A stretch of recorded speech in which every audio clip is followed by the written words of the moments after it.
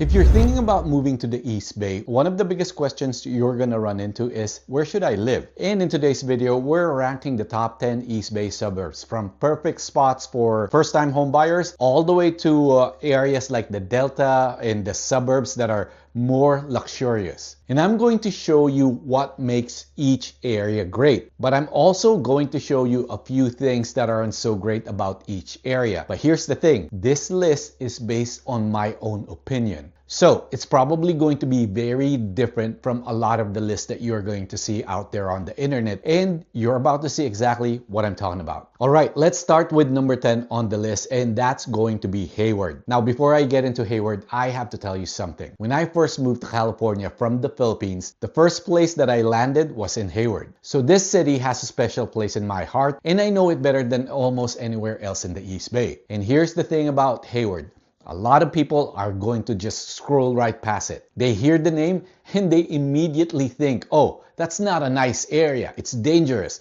The schools aren't great. And you know, I get it. I understand why people think that. But I'm here to tell you that Hayward is one of the most misunderstood cities in the entire East Bay. That is exactly why it's on this list. So let's talk about price point first. In Hayward, you are looking somewhere around $800,000 for a solid single family home. And yes, you can go way higher than that. I'm talking multi-millions. In fact, this is the part that's going to surprise a lot of people. There are neighborhoods in Hayward that are so luxurious, so beautiful, that I cannot even show it to you because they are literally behind gates. They are gated communities in Hayward. I know, right? That wasn't something you weren't expecting to hear. And here's something else people overlook about Hayward. You have got not one but two BART stations serving the city. So if you're commuting into San Francisco or anywhere along the BART corridor, you are covered. If you're working in the Peninsula, the San Mateo Bridge is right there. Hayward is literally sitting at the center of the Bay Area,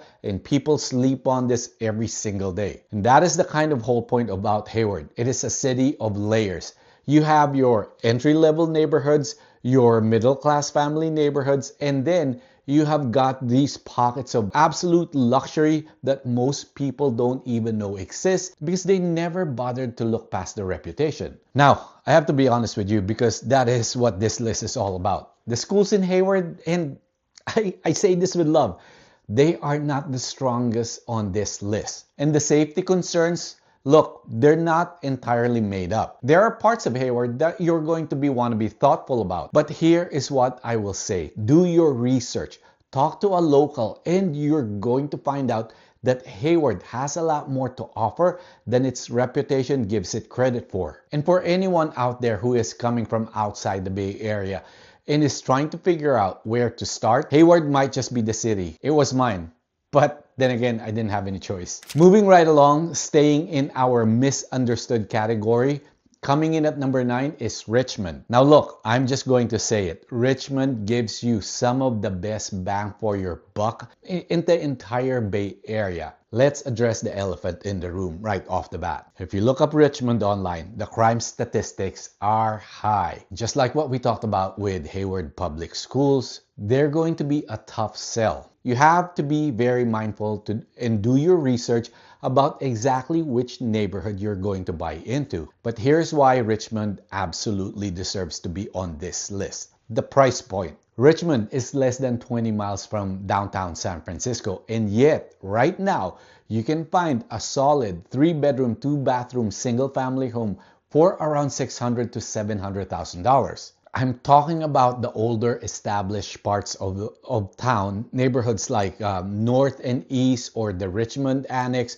where you have these cute homes built back in the 50s and the 60s with actual front and backyards. And honestly, if you're willing to put in some sweat equity on a fixer-upper, or you're flexible on location, you can actually find single-family homes listed for under $500,000, sometimes even below $400,000. Trying to find a detached house at that price anywhere else close to the city, it's practically unheard of. And then if you look towards the water, people completely write off Richmond without realizing what's sitting right there. Have you ever heard of Point Richmond? It is this historic, absolute hidden gem of a neighborhood.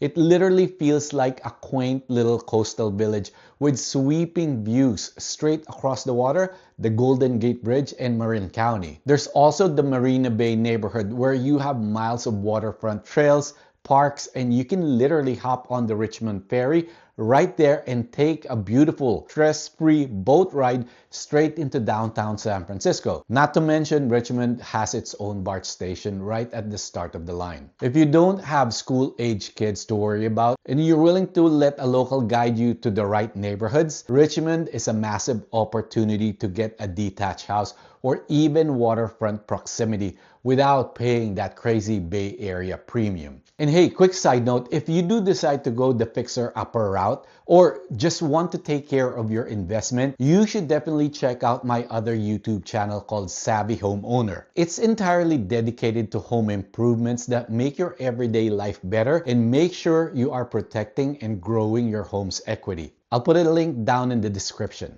Rounding out our misunderstood category, coming in at number 8 is Concord. I actually like to think of Concord as the Hayward of Contra Costa County. It gets a little bit of a bad rap. People overlook it, but it actually has a ton to offer if you know where to look. Let's start with the price point because this is where Concord really shines. You can get that classic American dream setup, a standard 3-bedroom, 2-bathroom, single-family home with a 2-car garage in the mid $600,000 range. And here's the biggest real estate hack about Concord. You are right next door to Walnut Creek. Walnut Creek is a premium luxury city. We'll actually be talking about that later on this list. But when you live in Concord, you get to use all of Walnut Creek's high-end shopping, dining, and amenities without actually paying the Walnut Creek price tag to live there. Plus, Concord has a lot going for itself. You have Todos Santos Plaza downtown, which has an amazing food scene and farmers market.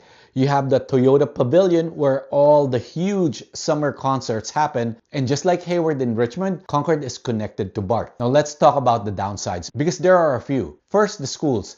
Unless you get into a charter school or find a home right at the border that feeds into Walnut Creek schools, the core public schools in Concord are generally not rated very high. Second, the weather. Concord is hot. When it's 70 degrees in San Francisco, it can easily be pushing 95 or 100 degrees out in Concord during the summer. And finally, the commute. If you're driving into Oakland or San Francisco for work, you have to take Highway 24 and sit through the Caldecott Tunnel. And if you know, that traffic can be brutal. Thank God for BART, right? But if you can handle a little summer heat and you want that classic suburban home in the $600,000 range right next to premium amenities, it's really a solid choice. All right. That wraps up the misunderstood cities. Now we are moving into a category that I like to call under the radar cities. Coming in at number 7 is Castro Valley. Now, I cannot make this list and not include Castro Valley because this is actually where I live. Earlier in the video, I mentioned that my wife grew up in the Peninsula and didn't want to leave. But back then, all we could afford over there was a house in Pacifica. And if you know Pacifica, it is foggy as heck. I pitched her on the idea of moving to the East Bay, and we actually found Castro Valley entirely by chance. I used to come out here every winter to ride mountain bikes with my friend. I looked around at the hills, the trails, the neighborhoods, and I realized this place was an absolute hidden gem. So we made the move. We have been living here for over 20 years now. So maybe I'm biased. And honestly, I don't know if we can even call it a hidden gem anymore because a lot of people have caught on. But to anyone outside of the East Bay, it is still very much under the radar. So let's talk about why I love it here. You have this amazing mix of rural setting right alongside a suburban feel, so you really have choices. If you love the outdoors, you have Lake Chabot and just outdoor activities galore. The public schools here are fantastic, which is a huge draw for families. And here's a little local secret. Because of where Castro Valley sits, you have access to all these amazing back roads. You can take Palomares Road down to Union City and Fremont. You can take Crow Canyon over to San Ramon in Danville. Rounding out our under-the-radar group, coming in at number 6 is Piedmont. Now let's just talk about the price point right out of the gate with this one. Honestly, if you have to ask, you probably can't afford it here. Piedmont is the definition of an ultra-luxury hidden gem. And I mean literally hidden. Here's a crazy geographic part if you're not from the Bay Area. Piedmont is its own completely independent city, and driving into Piedmont truly takes you back to the bygone days. It's just stunning. You have these quiet, perfectly manicured, tree-lined streets and massive, historic, breathtaking mansions.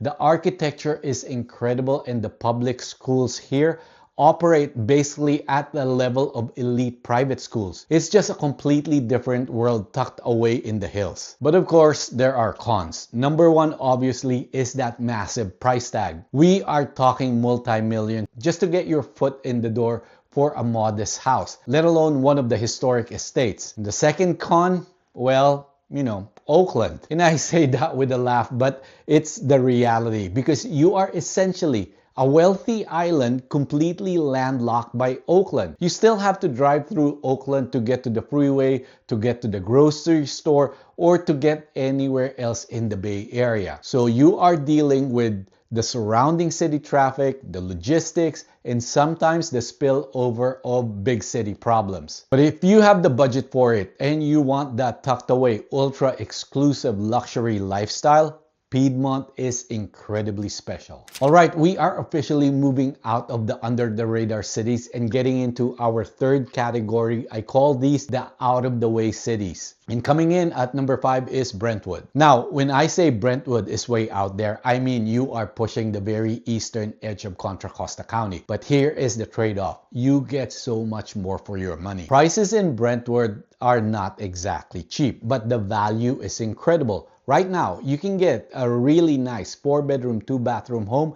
in the low 700,000s. And if you bump up your budget into the 800,000 range, you are getting into, the mini-mac mansions. We are talking big, beautiful, spacious homes, and most of them are fairly new, meaning they were built in the 2000s or newer. You get the big kitchens, the big garage, the whole 9 yards. And Brentwood has really grown into this amazing master plan community. You literally do not have to leave the city limits for anything. They have fantastic shopping, great restaurants, and over 50 public parks and trails scattered throughout the neighborhoods. It is extremely family friendly. Plus, the lifestyle out here is unique. You are right next to the Delta, which is an absolute paradise if you are into boating, wakeboarding, or any kind of water sports. You're also a lot closer to Sacramento. And locally, Brentwood is famous for its agriculture. You have these massive U-pick farms where you can go cherry picking and peach picking with the kids on the weekends. But we have to talk about the cons, and with Brentwood, there are a few big ones.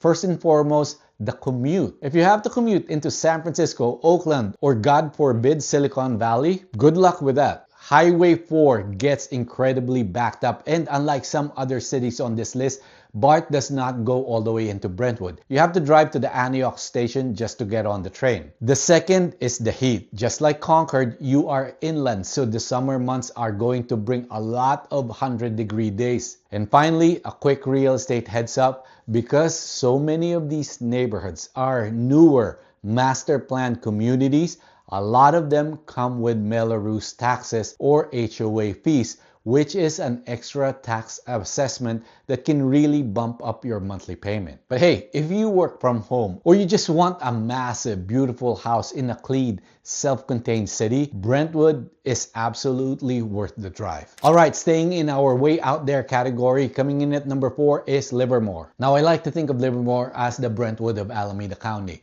It is also out there. But just like Brentwood, once you get out there, you have pretty much everything that you need. Livermore just has this lifestyle that is really hard to beat. You have got a genuinely charming historic downtown with great restaurants, breweries, and a real sense of character. And then, right outside of town, you have the Livermore Valley Wine Country. Actual vineyards and wineries right at your backyard. And if you have never been to a summer concert at Wente Vineyards, put that on your list. There is something about watching live music surrounded by vineyards on a warm summer evening that just feels like a different world. That is not something you can say about a lot of Bay Area suburbs. And if you love the outdoors, Livermore delivers. You have Del Val Regional Park, the Sycamore Grove Trails, and some of the best hiking and cycling in the East Bay right at your doorstep. Now for the cons. The two big ones are commute and the heat. The 580 freeway getting in and out of Livermore is no joke. And here's something that only locals really understand. It is not just East Bay commuters on that freeway. Everyone coming in from the Central Valley is on the 582. So during rush hour, you're not just dealing with your neighbors. You're dealing with half of Stockton, Tracy, Modesto, people that are trying to get to work. It can absolutely be brutal. And I'm not even gonna talk about Highway 84. And the heat, you are inland, so summer in Livermore means triple digits are coming. That is just the reality of living out this way. But if you want top-rated schools, wine country in your backyard, a beautiful historic downtown, and incredible outdoor access, Livermore is an absolutely phenomenal place to call home. Alright, we are officially done with out-of-the-way cities. And we are moving into our final category, what I like to call premium tier. These are the three best suburbs on this entire list, and coming in at number 3 is Dublin. Now, I cannot make a top 10 East Bay list and leave Dublin off of it. I have watched this city grow with my own eyes, and what they have built out here is genuinely impressive. There was a stretch not long ago where Dublin was one of the fastest growing cities in the entire United States. And when you spend some time here, you understand exactly why. Let's start with the price. Right now, you are looking at a median home price of around $1.3 to $1.4 million in Dublin. That is not cheap by any means. But when you look at what you get for that money compared to other Bay Area cities at that same price point, Dublin makes a really compelling case. And a huge part of that case is the schools. Dublin Unified School District is one of the strongest school districts in the entire Tri-Valley. If you have kids or planning to have kids, heck, even if you hate kids, Dublin should absolutely be on your radar, because if you are concerned about home price appreciation, having a great school district is a great hedge against property value decline. Then there's the lifestyle. Dublin has done a really impressive job of building out its retail, dining, and entertainment scene. You have great shoppings, great restaurants, and the city just keeps adding more. The BART station puts you on a train straight into San Francisco or Oakland without ever getting on the freeway. And sitting right at the intersection of 580 and 680, you can pretty much go anywhere in the Bay Area from Dublin without much trouble, if there's no traffic, of course. Now the cons. And look, I want to be honest with you here, because some people are going to hear everything I just said and think Dublin sounds perfect. And then they get here and they feel like something is missing. Because Dublin is very much a master plan city. A lot of the neighborhoods feel cookie cutter. Everything is clean, everything is manicured, everything is new. And for some people, that is exactly what they want. But if you are someone who craves character, history, in a city that feels like it has soul, that has developed organically over time, think like Berkeley, this is the complete opposite of that. Dublin might feel a little sterile for you. And just like every other inland city on this list, summer heat is a real thing. You're going to see triple digits out here. There's also that price tag that I mentioned earlier. Add competition for top tier properties and your wallet will definitely feel light. Does anyone still carry wallets? But if you want top tier schools, incredible access, a beautiful, well-maintained city, and you are in that premium price range, Dublin absolutely deserves to be in the conversation. Coming in at number 2 on our list is Walnut Creek. And I want you to think about this for a second. Have you ever wanted to live in a big city? The restaurants, the shopping, the energy, the walkability, but you just cannot deal with the issues that come with San Francisco, Oakland, or San Jose. The crime, the cost, the chaos. Well, Walnut Creek is your answer. This place genuinely feels like a big city, and I mean that you got Broadway Plaza, which is world-class open-air shopping destination. You have got an incredible restaurant and bar scene right on Main Street. You have a vibrant downtown that is alive on weekday evenings and absolutely buzzing on weekends. If you were dropped into downtown Walnut Creek without any context, you would have absolutely no idea you were in a suburb. None. It just doesn't feel like one. And here's what makes Walnut Creek really special. If that city energy is not your thing, you do not have to live in it, because Walnut Creek has so many different neighborhoods to choose from. You want a rural feel with some land and breathing room?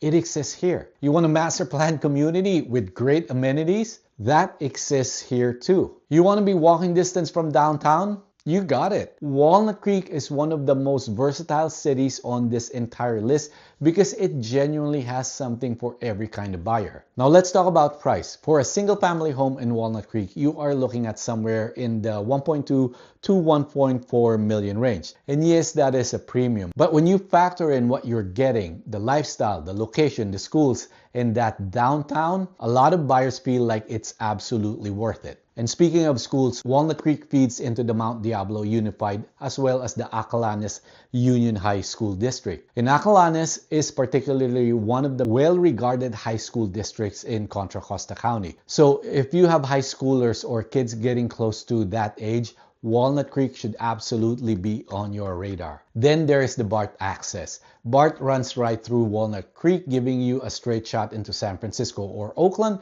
without ever touching the freeway. And sitting on Interstate 680, you can get to Pleasanton, Dublin, and San Jose or the Peninsula without much trouble. And if you love the outdoors, Mount Diablo State Park is basically your backyard. We are talking about 20,000 acres of hiking, biking, and some of the most stunning views in all of Northern California. Now the cons, and look, for a city this good, I had to think hard about these. The first one is the Caldecott Tunnel. If you're commuting west into Oakland, Berkeley, or San Francisco by car, just like Concord, you have to go through the Caldecott Tunnel on Highway 24. And if you know, again, you know, during rush hour, that tunnel backs up badly. There's really no alternative route. It is one of those things you just have to accept if you are driving west from Walnut Creek every day or heading back in the evening. The second con is the heat. Just like a lot of the other inland East Bay cities on this list, Walnut Creek gets hot in the summer. We are again talking about consistent triple-digit days. If you're coming from the coast or the peninsula,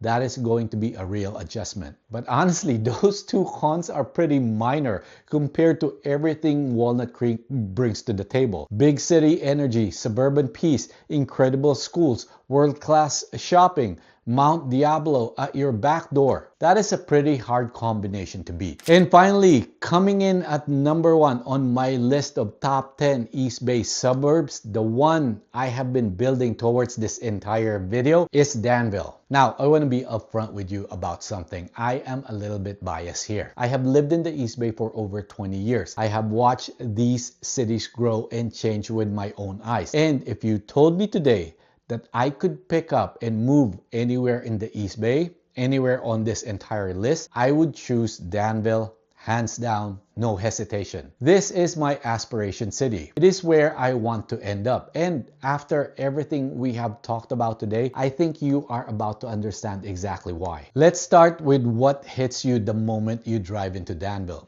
Everything is just immaculate. The lawns are manicured, the streets are clean, the neighborhoods are beautiful. There is this effortless sense of pride and care that you can feel the second you arrive. Danville is not trying to be upscale, it just is. And here's the thing about Danville that I do not think you can fully appreciate until you actually experience it. This place has a soul. There is a 4th of July parade here that is, that is just, if you ever wanted to know what nostalgic Americana feels like, this is it. Families lining the streets, kids on their bikes, the whole community coming out together. It is the kind of thing you did not even know you were missing until you see it. And then there's the car show. If you are even remotely into cars, the Danville car show is absolutely something else. We are talking about beautiful machines from every era lined up through downtown. It draws people from all over the Bay Area, and it just has this amazing community energy around it. That's why I stopped going to Pebble Beach. Why go there when this one's for free? It's almost the same. And then there's the downtown Danville on Harts Avenue. Tree-lined streets, charming historic buildings, great restaurants, boutique shops, and this wonderful walkable energy that makes you just want to slow down and stay for a while. Personally, I want to be on the west side closer to downtown. And if you feel the same way, that area is where you want to be looking. Now, the city itself has different layers to it. You have the more established west side neighborhoods that have that classic Danville feel and character. And then as you head towards Camino to Sahara, you get into the newer developments. Newer in the sense that they were built out more recently than most of the west side. And then of course you have Black Hawk, which is its own world entirely. A master plan gated community that sits at the top of the luxury tier in Danville. So whether you want established character or newer construction, Danville has options for you. Now let's talk about what really matters for families, because that is what drew me to Danville in the first place when our kids were young. Safety in schools. Danville was named the safest city in all of California 5 consecutive years in a row. 5 years. That is not an accident. That is a community that takes care of itself. And the San Ramon Valley Unified School District is consistently rated among the absolutely best school districts in the entire state. Monte Vista High School, San Ramon Valley High School, these are the elite public schools. Your kids are going to be set. And the lifestyle here is second to none. You have got the Iron Horse Trail running right through the heart of the city. 32 miles of paved trail for walking, running, and cycling. And you've also got Mount Diablo right there. And there are still these beautiful pockets of open space and rolling hills around Danville that remind you this used to be ranch country. And that character still shows up in the DNA of the city. Now for the price point, I'm not going to sugarcoat it. Danville is not cheap. The median home price right now is sitting right around $1.9 million. Single family homes typically range from $1.2 million on the really lower end all the way up to multi-millions in neighborhoods like Black Hawk. This is a premium city and it comes with a premium price tag. Now the cons, and I really had to stretch for these. The honest answer is there is no BART in Danville. There is no public transportation to speak of. You are going to need a car. But hey, that's what your Range Rover is for, right? And yes, like most inland East Bay cities on this list, it does get hot in the summer. That's just part of the deal. But here's the bottom line. Safety, schools, a charming downtown, manicured neighborhoods, great outdoor access, community events that makes you proud to live there, and a city that genuinely takes care of itself. Danville is the #1 East Bay suburb on my list, and it's not even close. If you have the budget for it and you are serious about the best of the East Bay has to offer, this is it. Now before I go, I want to say this. There are definitely several other great cities in the East Bay that did not make my cut. And I want to emphasize that. It's my cut. This is my list based on my experience and my opinion. Places like Pleasanton, Alamo, several others that are absolutely have a case to be here. But that is what the comment section is for. Let me know which city you think I missed and why. Alright, that is my top 10 East Bay suburbs. I hope this gave you a real honest look at what each of these cities has to offer and help you narrow down where you want to be. If you have any questions or you're thinking about making a move here to the East Bay, I would love to help. My name is Mac Rogers. I'm a real estate broker here in the East Bay, and you can call me, text me, shoot me an email. We can schedule some Zoom time or a Google Meet, whatever works for you. All my contact info is right down in the description below. And if you're a homeowner and you want to protect and grow your investment, make sure to check out my other YouTube channel, Savvy Homeowner. Link is also in the description. If you found this video helpful, go ahead and subscribe. We have got a lot more East Bay content coming your way. And hey, drop a comment below and tell me which city you think I missed. I read every single one of them, and I actually also respond to every single one of them. I will see you in the next one.